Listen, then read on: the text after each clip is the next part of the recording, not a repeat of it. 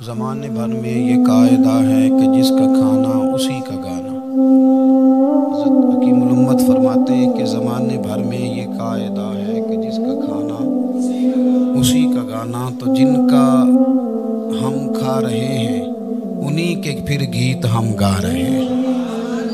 کائنات ارضی اور سماوی پر سب سے بڑا، سب سے شاندار، سب سے خوبصورت، سب سے ٹھنڈا، سب سے امن والا جو انقلاب ہے وہ میرے نبی پاک نے برپا۔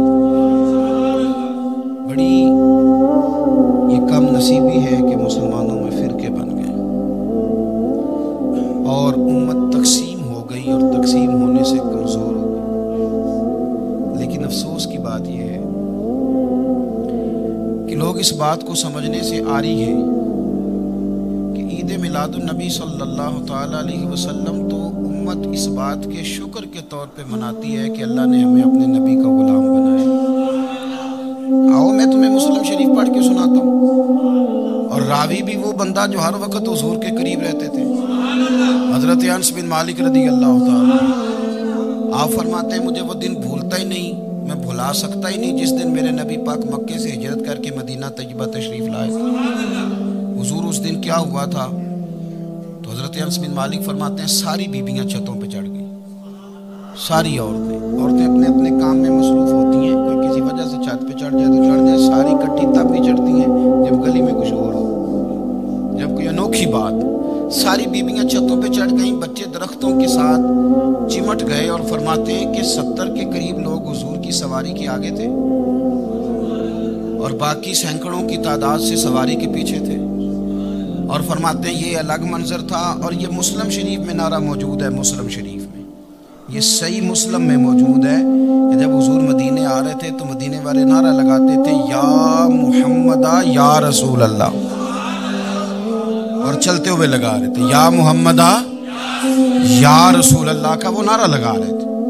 اور پھر حضرت انس بن مالک فرماتے ہیں یہ دو منظر یہ تھے، ایک تیسرا منظر بھی تھا۔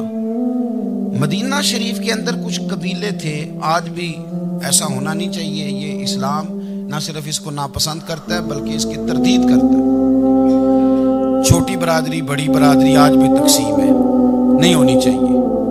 عرب کے اندر بھی تقسیم تھی، کچھ قبیلوں کو چھوٹا جانتے تھے، کچھ کو بڑا جانتے تھے۔ ایک قبیلہ تھا بڑا قبیلہ بنو نجار کا، چودھریوں کا قبیلہ، سیٹھوں نوابوں کا قبیلہ، بڑے لوگوں کا قبیلہ۔ اس قبیلے کی بیٹیاں ایک کونے میں تف لے کے بیٹھ گئی۔ نبی پاک صلی اللہ تعالیٰ علیہ وآلہ وسلم کے غلاموں بات کو سمجھے۔ ایک منظر یہ کہ عورتیں چھتوں پہ، آج ہم منع کریں گے کیونکہ یہ پردے کی آیتیں نازل ہونے سے پہلے کی بات ہے، اب آیتیں آ گئیں، اب ہم یہ اجازت نہیں دیتے۔ عورتیں چھتوں پہ چڑھ گئیں، مرد گلیوں میں نعرے لگانے لگے، اور بنو نجار قبیلے کی بیٹیاں چھوٹی بچیاں وہ ایک کونے میں دف لے کے بیٹھ گئیں اور وہ پڑھنے لگی طلع البدر علیہ۔ اب تو میلاد غریبوں میں رہ گیا ہے، ہمارے یہاں فیشن ہو گیا ہے، جب حالات خراب ہوتے ہیں تو لوگ برکت کے لیے میلاد کراتے ہیں، اور جب امیر ہو جاتے ہیں پھر انہیں میلاد کے جائز ہونے کی دلیل ہی کوئی نہیں ملتی، پھر وہ یہ فیشن ہے۔ بندہ تھوڑا سا پڑھ جائے نا دو چار چیزیں تو ہر چیز کو غلط کہنا اس کی طبیعت ہوتی، پھر یہ فیشن ہے کہ میری سوسائٹی نہیں ہو گئی، کتابیں نہیں ہو گئی، فرنیچر نیا ہو گیا، دوست نئے ہو گئے تو مذہب وہی پرانا۔ کوئی ترقی کرنی چاہیے، پھر وہ ترقی کرتے ہیں بیچارے، اور جن کی پیچھے 10 نسلیں اور 50 نسلیں میلاد مناتی آ رہی کہ اتنی دلیل کوئی نہیں ملی، سبحان اللہ۔ جن کی دادی وضو کر کے کھیر پکاتی تھی 11ویں کی، جب امیر ہو جاتے ہیں تو انہیں 11ویں پکانے کی دلیل ہی نہیں ملتی۔ اب آپ امیر ہو گئے میرے بھائی، آپ کا فیشن ہے، یہ طبیعت کا حصہ ہے۔ آپ چاہتے ہیں کہ میں وہ کام کروں جو درویش لوگ، سادے لوگ نہیں کرتے۔ تم اپنے معاملات کو بچانے کے لیے نعرے لگاؤ تو تمہارے پاس ساری دلیلیں ہیں، لیکن یہ تمہارا نصیبہ ہے کہ تم جھوٹوں کے نعرے لگاتے ہو، لیکن یہ غریبوں کا نصیبہ ہے کہ میلاد والے رسول کا نعرہ لگا۔ یہ غریب کا حصہ ہے۔ لیکن وہ بنو نجار کی بچیاں غریب نہیں، امیر گھرانے سے تھیں۔ انہوں نے جو بات کی اس کو حفیظ جلندری نے لکھا۔ مرحوم کہنے لگے کہ وہ ننھی بچیاں، چھوٹی بچیاں تھیں، کہتے وہ ننھی بچیاں وہاں بیٹھ کر دف بجاتی تھی اور رسول پاک کی جانب اشارے کر کے گاتی تھی۔ لوگوں سے کہتی تھی کہ یہ کو ہمارا پیشہ نہیں دف بجانا، ہم تو چودھریوں کی بیٹیاں ہیں، ہم تو بڑے خاندان سے ہیں۔ وہ ننھی بچیاں جو بیٹھ کر وہاں دف بجاتی تھیں، رسول پاک کی جانب اشارے کر کے گاتی تھیں اور کہتی تھی ہم ہیں بچیاں نجار کے عالی گھرانے کی، خوشی ہے آمنہ کے لال کے تشریف لانے، ہمیں بڑی خوشی ہے آمنہ کے لال کے، خوشی ہے آمنہ کے لال کے، خوشی ہے آمنہ کے لال کے، ہمیں خوشی ہے آمنہ کے لال کے تشریف، خوشی ہے بس آمنہ کے لال کے تشریف۔ نبی پاک صلی اللہ علیہ وآلہ وسلم سے امت کا جذباتی رشتہ ہے۔ یہ پہلے دن سے ہی ابو جہل کب منع کرتا تھا کسی مسلمان کو کہ خانہ کعبہ میں نماز نہ پڑھو، کہتا پڑھو۔ حضرت صہیب ابن سنان رومی سے اس نے کہا کہ آپ اپنے طریقے کے مطابق، مسلمانوں کے طریقے کے مطابق کعبے کے اندر نماز پڑھیں، جو مرضی کریں۔ روکتے تو وہ نبی پاک کے قریب جانے سے تھے، وہ منڈیوں میں بیٹھ جاتے تھے، حضور کے قریب نہ جانا، حضور کے قریب نہ جانا، حضور کے قریب نہ جانا۔ میری بات کو آپ سمجھے اور ہمیشہ یاد رکھیں، امت کا نبی پاک سے جذباتی رشتہ، جذباتی۔ یہ جو رسول اللہ کی امت ہے یہ گناہگار ہو سکتی ہے پر اپنے نبی کی غدار نہیں ہوتی۔ میں آپ کو صحیح کہہ رہا ہوں، میرے کلین شیو نوجوان کے کان میں آپ جا کے کہیں نبی پاک، چاہے اس نے نماز نہ پڑھی ہو، چاہے اس نے داڑھی نہ رکھی ہو، آپ حضور کا نام لیں، اس کے رونگٹے کھڑے ہو جاتے ہیں، اس کی طبیعت، اس کا دل دھک دھک کرتا ہے، اس کی ایک ایک روح سے محمد محمد کی آوازیں نکلتی۔ یہ فیض ہے رسول پاک کا اور یہ کرم ہے اللہ کا اس امت کے ساتھ۔ امیر ملت پیر جماعت علی شاہ صاحب محدث علی پوری فرماتے ہیں، ایک جگہ ہندوؤں کا جلسہ تھا، ہندو پنڈت تقریر کر رہا تھا، اس نے نبی پاک صلی اللہ علیہ وسلم کی شان میں معاذ اللہ کو بے ادبی کر دی۔ مسلمان تھے ہی نہیں، ایک مسلمان تھا، وہ ملنگ نہیں ہوتے دوری ڈنڈے والے، اس کے پر رنگین ڈنڈا تھا، وہ کہیں دور بیٹھا تھا، تو اس نے سن لی، اسپیکر چل رہا تھا، تو وہ ڈنڈا لے کے تو سٹیج پہ چڑھ آیا۔ وہ کہتا ہے میں نے پنڈت کے سر میں مارا، ایک ہی پر مارا ذرا صحیح کر کے، اور ڈھیر ہو گیا، لوگوں نے گرفتار کر لیا، جیل میں چلا گیا۔ پیر صاحب کہتے ہیں میں ملنے گیا، بندے کو بسم اللہ بھی سیدھی نہیں پڑھنی آتی، صورت اخلاص بھی ٹھیک نہیں آتی، ربنا آتینا دعا نہیں کر سکتا، ملنگ ہے۔ میں ملنے گیا اور میں نے کہا یار نہ تو نماز پڑھے، نہ داڑھی رکھے، نہ تو مسجد جائے، پر تو نے کمال کر دی۔ تو کہتے ہیں پیر صاحب چھم چھم رویا اور پنجابی میں کہنے لگا پیر صاحب میں گناہگار ہاں پر اپنے نبی دا غدار تے نہیں نا۔ یہ گناہگار اور غدار میں فرق ہوتا ہے، میں گناہگار ہوں پر یہ تو نہیں نا کسی کی ضرورت کہ میرے سامنے میرے نبی کے بارے میں بات کر جائے اور ساڈی اچھی تے سچی سرکار نو گل کر جائے۔ یہ بات آپ سمجھیں، دشمن احمد پہ شدت کیجئے، ملحدوں سے کیا مروت کیجئے، شرک ٹھہرے جس میں تعظیم رسول، اس برے مذہب پہ لعنت کیجئے، اور مثل فارض زلزلے ہوں نجد میں ذکر آیات ولادت کیجئے، اور یا رسول اللہ کی کثرت کیجئے۔ نبی پاک کا پیار امت کے لیے سرمایہ حیات ہے۔ رسول پاک کے ساتھ امت کا والہانہ رشتہ ہے۔ نبی پاک کے ساتھ والے حضرت خبیب کو گرفتار کر لیا مکے والوں نے، اس وقت غربت تھی اسلام پر، مکے میں سارے لوگ اکٹھے ہو گئے اور چوک میں پھانسی دینے لگے حضرت خبیب کو۔ کہنا آسان ہے، کرنا بڑا مشکل ہے، بندہ جیل میں الجھ جائے تو میں نے بڑے بڑے سیانے لوگ معافیاں مانگتے دیکھے، بڑے بڑے لوگ کہتے دیکھے ہیں کہ یہ کام بڑا، کہتے تنہائی بذات خود ایک مصیبت ہے۔ آپ کو اکیلا رہنا پڑ جائے نا، یہ لاک ڈاؤن ہوا ہے تو لوگ نفسیاتی مریض بن گئے، اکیلے رہنا، تنہا رہنا کوئی چھوٹا کام ہے۔ حضرت خبیب اکیلے اور مکے کا دور اور چاروں جانب کافر، اور چوک میں جب پھانسی پہ لٹکایا جانے لگا تو ابو سفیان بولے اور بول کے کہنے لگے یار بندہ کوئی کام کر کے بڑا پچھتاتا بھی ہے، یار نتیجہ کیا نکلا؟ تو معاذ اللہ آپ کا بھی نتیجہ تو پھانسی ہے، تو آپ کا کیا خیال ہے؟ یہ آپ یقین کریں کہ لوگ صحیح صحیح ساتھ چلتے ہیں، تھوڑی سی دشواری اٹھانی پڑ جائے تو کہتے ہیں میں گاڑی ٹھیک تھا، پر انہی پتھروں پہ چل کے اگر آ سکو تو میرے گھر کے راستے میں کوئی کہکشاں نہیں ہے۔ لوگ نا میٹھا میٹھا کھانا چاہتے ہیں، تھوڑا کڑوا آ جائے تو مصیبت بن جاتی ہے۔ کہتے ہیں سارے فلانے سے پیار کریں گے تو میں کروں گا، سارے مخالفت بھی کریں گے تو ہم انشاءاللہ پیار ہی کریں گے۔ یہ کیا بات ہوئی کہ ہم زمانے کا رنگ دیکھ کے چلیں گے؟ اب بعض لوگ پچھتا رہے ہوتے حضرت خبیب سے کہا، ابو سفیان نے ابھی کلمہ نہیں پڑھتے تھے، کہنے لگے تو اس وقت پھانسی پہ لٹک رہا ہے اور تیرے نبی مدینے میں اور آرام میں اور ان کے صحابہ آرام میں، اہل بیت گھر میں، تیرے ذہن میں اگر اس وقت یہ بات ہو کہ اس وقت تیری جگہ پہ وہ ہوتے معاذ اللہ، تو پھر کیا ہوتا؟ مجمع غیروں کا، علاقہ غیروں کا، یہ ٹائم آیا تھا اب نعرہ رسالت لگانے کا، اب ٹائم آیا حضرت خبیب نے نعرہ رسالت لگانا ہے، پر لگانا کس طرح ہے کہ کافر یاد رکھے۔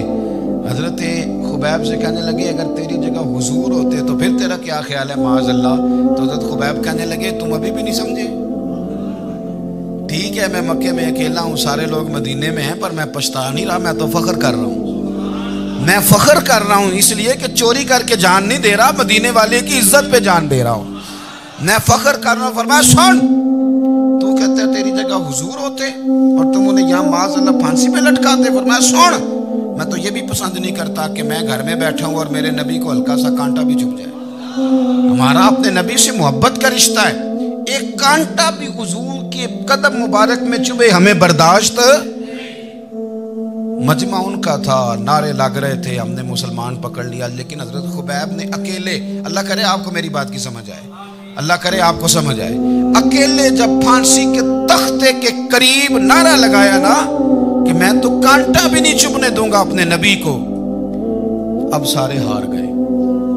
اب اس ایک جملے نے نا ان کو شکست خوردہ کر دی، اب بول کچھ نہیں سکتے تھے، گردنیں جھک گئیں، اور جب سناٹا چھایا تو ابو سفیان ساتھ والے سے کہنے لگا باقی ساری باتیں اپنی جگہ پر ہیں، پر اصحاب محمد سے پیار تو بڑا ہی کرتے ہیں نا، اور وہ کچا رنگ للاری والا جیڑا چڑھدا تے لیندا رہندا، اے عشق تیرے دا رنگ محمد چڑھ جائے پھر نہیں لیندا۔ کہا یار پیار تو یہ کرتے ہیں نا، اس میں کوئی شک والی بات؟ اس پیار سے کافر ڈرتا ہے۔ نبی پاک کے ساتھ جذباتی وابستگی، حضور کے ساتھ غلاموں کا جذباتی رشتہ، اور نبی پاک صلی اللہ تعالی علیہ وسلم کی آمد پر تشکر کے جذبات۔ امام رازی نے لکھا ہے کہ حضرت موسیٰ کلیم اللہ علیہ السلام نے تورات کی تختیوں کے اندر ایک امت کا ذکر پڑھا کہ جو امت گناہ کا ارادہ کرے گی تو گناہ لکھا نہیں جائے گا جب تک کر نہ لے، اور نیکی کا ارادہ کرے گی تو رب ان کی نیکی لکھ دے گا، اور جب وہ کر لے گی تو اللہ 10 گنا اجر عطا کرے گا، اور وہ ایسی امت ہوگی کہ جن کے چہرے قیامت کے دن نور کی طرح چمکیں گے، اور وہ امت ہوگی جن کی اللہ تعالیٰ زمین ساری پاک فرما دے گا، جہاں نماز پڑھیں گے نماز ہو جائے گی۔ یہ تذکرے پڑھ کے تو حضرت موسیٰ کلیم عرض کرنے لگے اللہ یہ امت میری بنا دے، تو رب کریم نے فرمایا کہ موسیٰ نہیں، یہ تو میرے محبوب کی امت ہے، فرمایا یہ تو میرے نبی پاک کی امت، حضور کی امت۔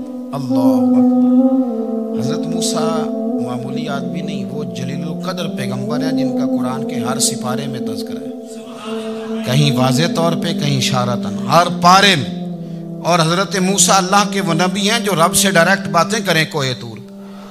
کہا اے موسیٰ یہ امت تو میرے نبی کی ہے۔ حضرت موسیٰ علیہ السلام عرض کرتے ہیں، امام رازی نے لکھا ہے، کہتے ہیں اے اللہ پھر مجھے اپنی نبی کی امت میں شامل کر۔ وہ یار ہمیں لوگ کہتے ہیں میلاد نہ مناؤ، جس امت میں آنے کے لیے حضرت موسیٰ نے دعا مانگی، جس محبوب کی غلامی کے لیے، ہمیں تو دعا بھی کوئی نہیں مانگنی پڑی، اللہ نے فضل سے ہی مدینے والے کا غلام بنا دیا۔ ہم حضور کے تذکرے نہ کریں، ہم تشکر نہ کریں، ہم نبی پاک صلی اللہ تعالی وسلم کی نعت نہ پڑھیں، ہم حضور کے آنے پر جشن کا اظہار نہ کریں، ہر وہ جائز طریقہ جس سے اظہار خوشی ہو سکے وہ میلاد پہ کرنا چاہیے، اور اس کے لیے اسباب بنانے چاہیے۔ امت کا ایک جذباتی انداز ہونا چاہیے نبی پاک کے ساتھ، ایک وارفتگی، ایک ذوق، ایک طبیعت کے اندر وجدان۔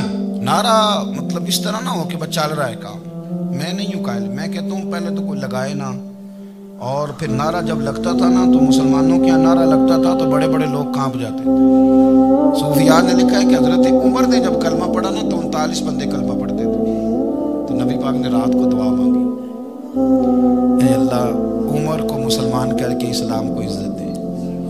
حضرت عمر سویرے آ گئے، مجھ میں وہ تفصیل میں نہیں جاتا، بات لمبی۔ حضرت عمر جب آئے نا، انہوں نے آتے جب کہا نا کہ میں کلمہ پڑھنے آیا ہوں، تو حضور اتنے راضی ہوئے کہ نبی پاک نے کہا اللہ اکبر، تو صحابہ نے نعرے لگائے اللہ اکبر اللہ اکبر، یعنی 40 لوگ مسلمان ہوئے تو نعرے لگے۔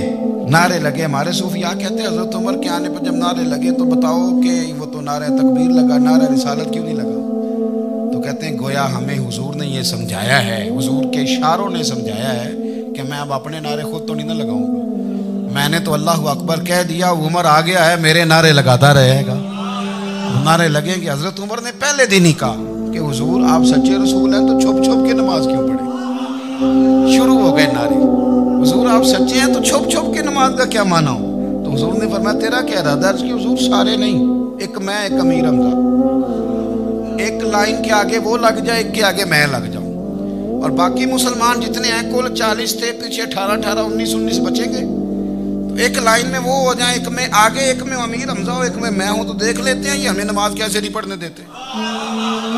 ہاں دیکھ لیتے ہیں، آئے نا میدان میں، ادھر آ ستمگر ہنر آزمائیں تو تیر آزما ہم جگر آزمائیں، اور غلامان محمد جان دینے سے نہیں ڈرتے، یہ سر کٹ جائے یہاں رہ جائے کچھ پرواہ نہیں کرتے۔ فرمایا ابھی پتہ چل جاتا ہے نا، ایک لائن میں حضرت امیر حمزہ ہو گئے، ایک میں حضرت عمر ہو گئے۔ پہلے یہ مارتے تھے جو حرم شریف میں مسلمانوں کے طریقے پہ نماز پڑھتا تھا، یہ جلوسوں کی بڑی برکت ہے، اندر بیٹھے رہے نا چپ کر کے، نکل جائیں تو پتہ کچھ بھی نہیں چلتا۔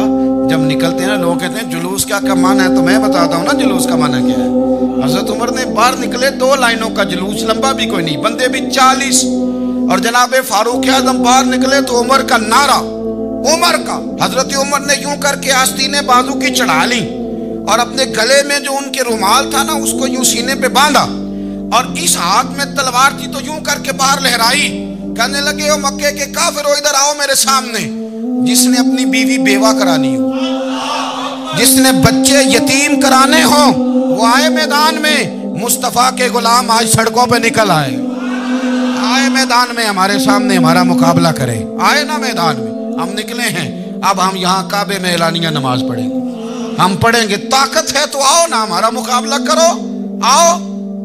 کفر بذات خود بہت بڑا جھوٹ ہے، اور جھوٹ کے پیر، بس 2 بندے نکلے تلواریں لے کے آگے، تو پھر حضرت عمر نے اعلانیہ نماز پڑھوائی خانہ کا۔ تو میرے بھائی رسول اللہ صلی اللہ علیہ وسلم کے غلام تو جب نعرہ لگاتے تھے تو ہو ہی کمال جاتا تھا۔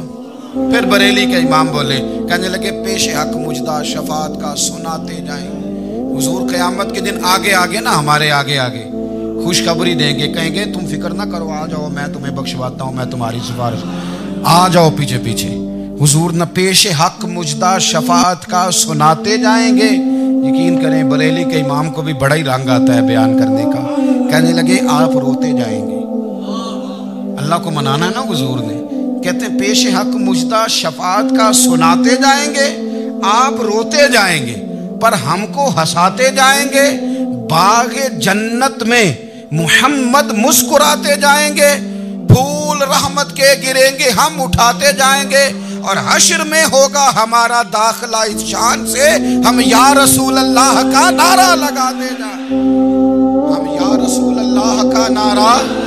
امام راضی کہتے ہیں حضور نے ایک رکا پکڑا چھوٹا سا، ایک بندے کو لوگ دوزخ میں لے کے جا رہے ہیں، اچھا مجھے ایک بات بتاؤ، فیصلہ پہلے ہو گیا ہے، اللہ کے سامنے ہوا ہے، اور فیصلہ ہو گیا اور طے ہو گیا کہ دوزخ میں جانا ہے، وہ قریب پہنچ گئے دوزخ کے، تو حضور نے دیکھ لیا، اور بتایا کس نے؟ حضرت آدم نے۔ حضرت آدم کہنے لگے حضور وہ آپ کے غلام کو دوزخ میں لے جا رہے ہیں۔ نبی پاک آگے گئے، کیا پڑھتے ہیں ہمارے بھائی؟ حضور نے مجھے ان سے چھڑا کے چھوڑ دیا۔ نبی پاک صلی اللہ علیہ وسلم آگے گئے، فرمایا ادھر آؤ، کہاں لے کے جا رہے ہو؟ اللہ کے سامنے فیصلہ ہوا ہے نا، فرشتوں نے کیا ہے نا، فرشتے کو کسی سے بددیانتی تو نہیں نہ کرتے، فرشتوں نے جو کیا ٹھیک کیا ہے نا، کیوں لے کے جا رہے ہو؟ سونیا گناہ زیادہ ہیں، نیکیاں تھوڑی ہیں، فرمایا میرے سامنے تو کسی فرشتے نے نہیں کہا کہ سونے ہم معاذ اللہ ہم کو بے ایمان ہے، ہماری کوئی سے زید چل ساڈا کو بننا سان جائے دینا، بھائی میرا مطلب ہے صحیح تولا ہے، فیصلہ ہے، دوبارہ تولو۔ گویا رب بھی فرماتا ہے جیسے میرا محبوب کہتا ہے ویسے ہی کرو، اور کوئی نہیں دوبارہ تول لو، کوئی حرج نہیں، تولو نہ دوبارہ۔ فرشتے دوبارہ آئیں گے، انہوں نے دوبارہ تولا، ایک پلڑے میں نیکیاں ایک پلڑے میں گناہ، اب وہ گناہ پھر زیادہ نکلے تو نبی پاک نے نا جیب سے اتنا سا روکا نکالا، روکے کا بھی کوئی وزن ہوتا ہے، وہ حضور نے نیکیوں کے پلڑے میں رکھ دیا، نیکیاں بڑھ گئیں، فرشتے بھی چپ کر گئے، چلو بھائی جنت میں۔ میری طرح کا تھا نا پتہ سارا ہے سردار نو کی دیا، پتہ تو تھا نا اسے من آنم کے من دانم، تو سیدھا حضور کے قدموں سے جا لگا، کہنے لگا سونیا میں تو ساری زندگی گناہ کرتا رہا، یہ کون سی نیکی ہے؟ تو حضور فرمانے لگے چپ کر، جنت کا دروازہ کھول گیا، تو جا جنت میں۔ حضور رکے میں کیا ہے؟ فرمایا تو نے ایک دن درود و سلام نہیں پڑھا تھا، میں نے تیرا سنبھال کے رکھا ہوا تیرا درود شریف، وہ نعرے رسالت بھی تو نے لگائے تھے، وہ تو کھول کے میرے تذکرے میں نے تیرا سنبھال لیا، دوزخ میں میں تو کیا میرا سایہ نہ جائے، کیونکہ رسول پاک سے دیکھا نہ جائے، میرے رسول پاک۔ اور میری بات سنو، میں بھی آپ کو کھانا نہیں کھلاتا، لنگر میرے سنگی کھلاتے ہیں، میرے دوست آپ کو کھانا پیش کرتے ہیں، ہر جگہ آپ جاتے ہیں تو وہاں کچھ لوگوں کی ڈیوٹی ہوتی ہے، لیکن ترمذی شریف سیاستہ کی حدیث ہے، حضرت انس نے پوچھا تو حضور قیامت میں کہاں ملیں گے؟ فرمایا حوض کوثر پہ۔ حضور وہاں انس پانی پلائیں گے کہ بلال پلائیں گے کہ سہیب پلائیں گے؟ فرمایا نہیں، امت پیاسی آئے گی تو میں اپنے دست مبارک سے پانی پلاؤں۔ حضور وہاں نہ ملے تو فرمایا پل صراط پہ آنا، امت گزرے گی تو میں رب سلم کی دعائیں کروں گا۔ تو اعلیٰ حضرت فرماتے ہیں جب حضور دعا کر رہے ہیں تو ڈرنے کی ضرورت کیا ہے؟ خدا کی رضا چاہتے ہیں دو عالم، خدا چاہتا ہے رضائے محمد، رضا اب پل سے وجد کرتے گزری کہ ہے رب سلم دعائے محمد صلی اللہ ہو۔ حضور وہاں ملاقات نہ ہوئی تو پھر اس حدیث کو بھی یہ حدیث مضبوط کر دے گی۔ حضور فرمانے لگے پھر میزان عمل پہ آ جانا، امت کی عمل تول رہے ہوں گے اور میں کامیابی کی دعائیں مانگ رہا ہوں گا، تو جس کے لیے حضور دعا مانگیں گے ناکام ہوگا، ناکام ہوگا۔ اپنے بچوں کو حضور کی محبت سکھائیں، نبی پاک صلی اللہ علیہ وسلم کی غلامی کریں، آپ کا رشتہ نبی پاک کے ساتھ مضبوط ہونا چاہیے، آپ کے تعلقات حضور کے ساتھ مضبوط ہونے چاہیے، اور آپ نے دائیں بائیں نہیں دیکھنا کہ پراپوگنڈا کیا ہے، لوگ کیا کہہ رہے ہیں، لوگوں کو دیکھ کے جو لوگ رستہ بناتے ہیں وہ پیچھے رہ جاتے ہیں۔ آپ نے یہ دیکھنا ہے کہ میرا حضور سے نسبت کا تعلق مضبوط ہے، کوئی کدھر جا رہا ہے اس سے ہمیں کوئی تعلق۔ اس وقت عالمی حالات کیا ہیں، قومی حالات کیا ہیں، معاشی حالات کیا ہیں، جرنلسٹ کیا کہہ رہے ہیں، فلانے کے، ہمیں اس سے غرض نہیں ہے، ہمیں تو اتنا پتہ ہے کہ ہم نے اپنے نبی کو راضی کرنا۔